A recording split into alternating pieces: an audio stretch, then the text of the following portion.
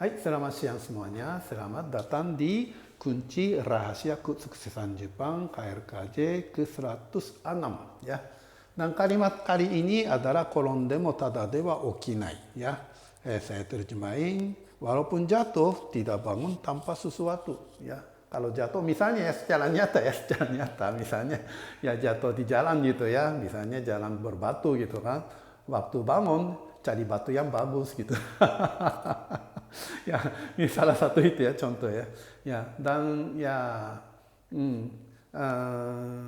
mungkin kadang-kadang itu ya di video ini pun dan di majalah komunikasi Jepang saya kadang-kadang atau sering-sering ngasih cerita ya sekarang saya mengalami apa ya kesulitan macam-macam baik di rumah maupun di kantor ya kan.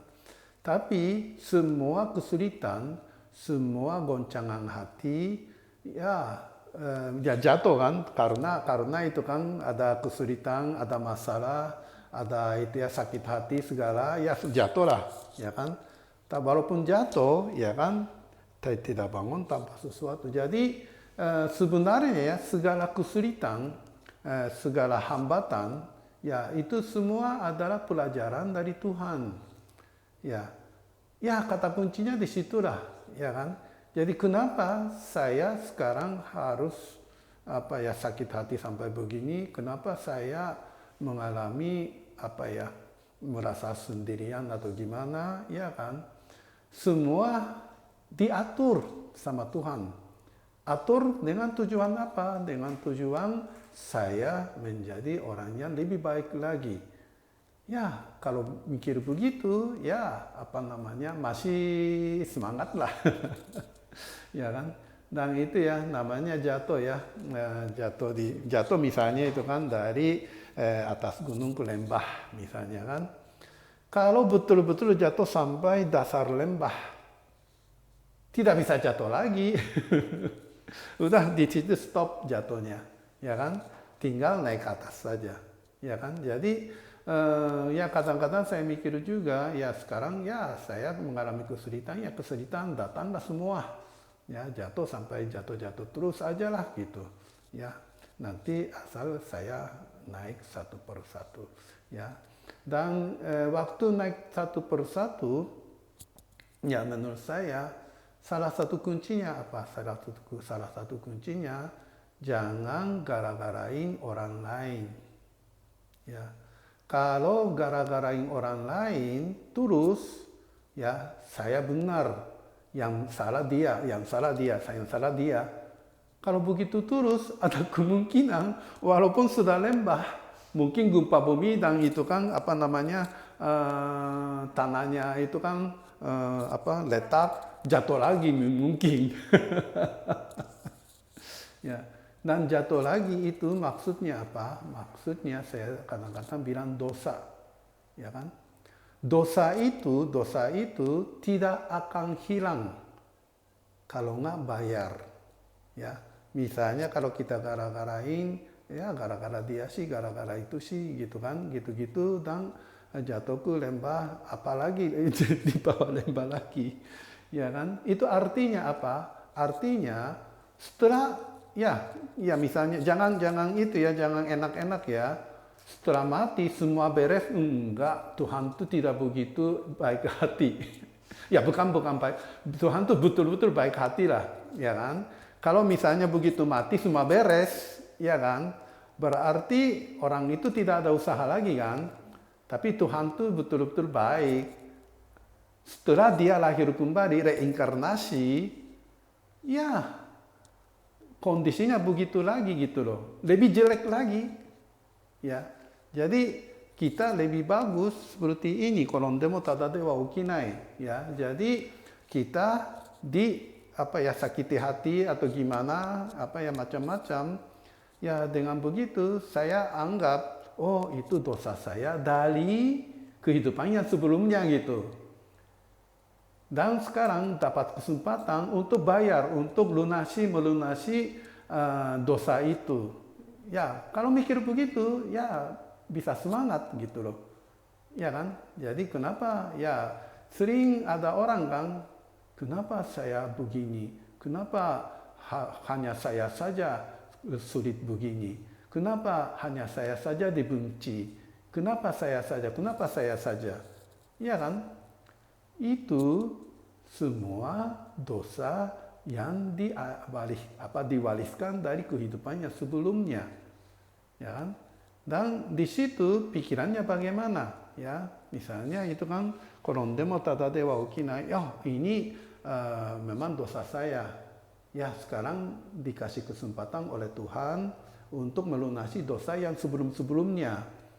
Ya kalau begitu ya korondemo tada de wa okinai, ya kan? Jadi ya pertama menerima dulu, ya, menerima hal-hal yang tidak bagus sebagai dosa saya. Menerima dulu, ya. Dengan menerima, ya apa yang saya bisa dilakukan, ya kan? Ya itu melakukan, ya misalnya sabar, ya kadang-kadang tidak bisa sabar juga sih. Ya, atau itu kan, ya apa yang bisa melakukan kebaikan satu persatu. Dan itu juga ya, dan juga sebenarnya ya, saya anggap masalah itu adalah masalah hati saya sendiri. Ya kan, masalah hati saya sendiri. Jadi ya teliti juga hati saya sebenarnya apa, analisa kenapa begini, kenapa begitu, ya analisa juga, ya tapi ya terlalu masuk diri sendiri, ya bisa jadi orang gila kali ya, ya. Dan supaya tidak jadi orang gila harus seimbang dengan pelaksanaan, ya. Misalnya saja, saya itu orangnya tidak bagus, mendingan tidak bergaul dengan orang lain, hanya di rumah saja. Sebenarnya orang Jepang banyak yang begitu loh sekarang. Itu namanya hikikomori gitu ya. Hikikomori banyak sekali. Dan hikikomori itu sebenarnya jeleknya tidak ada tindakannya, ya kan? Jadi sebenarnya ya menerima dosa dulu dan itu melaksanakan dong actionnya apa gitu, ya. Kalau saya untungnya terima kasih pada Tuhan, salah satu action saya adalah menulis atau bicara seperti begini, ya kan, ini action. Kalau nggak ada action, cuma numpuk di hati terus tanpa action, ya bisa jadi gila, bisa bunuh diri, ya. Jadi memikirkan actionnya apa, ya tindakannya apa, dan tindakan itu pun ya yang benar gitu, ya. Kebetulan untungnya saya belajar Horenso, ya ilmu komunikasi ya, ya jadi Horenso ya, khususnya Shin Horenso itu ada betul-betul saya terima kasih ya, Ito Fujisan itu pendirinya itu ya, Shin Horenso ya, pusat Horenso Jepang. Ya itu dituangkan ke situ banyak-banyak ya. Dan juga saya terima kasih Sokawa-san juga ya. Sokawa-san itu ya Midetsukuri ya. Kalau mau tahu Sokawa-san itu bacalah komunikasi J cerita air ya. Sokawa-san juga. Dan juga itu ya Kaido-sannya, Kasamatsu Kaido-san itu biksu ya, biksu. Juga menulis di komunikasi J, Ida Sensei ya, guru TK, guru besar TK. Ya, jadi ya action ya, saya bilang action itu ya satu tindakan dan satu belajar. Dan kebetulan ya saya betul-betul merasa ya saya dilindungi oleh Tuhan, saya ditemukan orang-orang sehebat seperti itu gitu kan. Jadi itu jangan disia-siakan, saya bilang pada sendiri. Dan korondemo tada de wa okinai ya, bagi saya ya sekali lagi ya, saya mempelajari dari orang-orang hebat.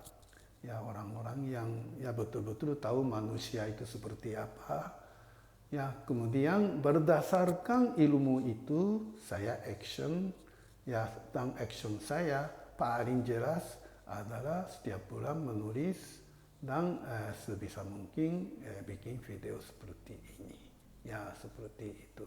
Ya, jadi ya saya itu ya dalam kesempatan ini ya saya itu ya tekad saya di Indonesia. Sebenarnya saya orang Jepang kok aslinya. Kenapa saya harus di Indonesia? Ya karena ada alasan. Alasannya apa? Alasannya ada saya tekad. Indonesia lah salah satu kunci untuk mendamaikan dunia. Karena ada Pancasila. Dan untuk mewujudkan Pancasila, Indonesia tidak ada perang saudara yang besar-besaran. Itu salah satu bukti Indonesia yang betul-betul hebat. Ya kan? Kehebatan itu harus diketahui oleh dunia yang lain. Dengan begitu dunia ini menjadi damai. Itulah ketekatan saya, ya kan? Untuk itulah saya bikin petisi ini, dan untuk itulah saya menulis dan bikin video seperti ini, ya kan? Ya, asal saya pengen tekad itu, keinginan itu, ya saya yakin saya dilindungi Tuhan terus gitu, ya. Dan saya keyakinan itulah saya masih bisa hidup gitu ya. Ya semangatlah. Tapi ya kadang-kadang ya namanya manusia ya kadang-kadang mau manja, mau gimana gitu ya. Ya kadang-kadang harus jujur juga ya. Kalau lemah ya lemah. Ya tapi ya tekad. Kalau tekad terus, kaku-kaku terus, nanti jadi patah ya. Ya jadi fleksibel aja lah. Ya kadang-kadang ya betul-betul bercanda atau gimana juga ya dengan begitu ya bagaimanapun dan saya ingin walaupun sedikit nggak apa-apa tapi orang yang nonton video ini orang yang baca komunikasi IJ itu menyadari ya atau apapun itulah ikut apa yang saya inginkan tuh mengerti dan bersama membesarkan Indonesia gitu ya. Dan untuk membesarkan Indonesia yang penting adalah Anda sendiri meningkatkan kemampuan sebagai manusia dan mari kita masuk surga. Terima kasih.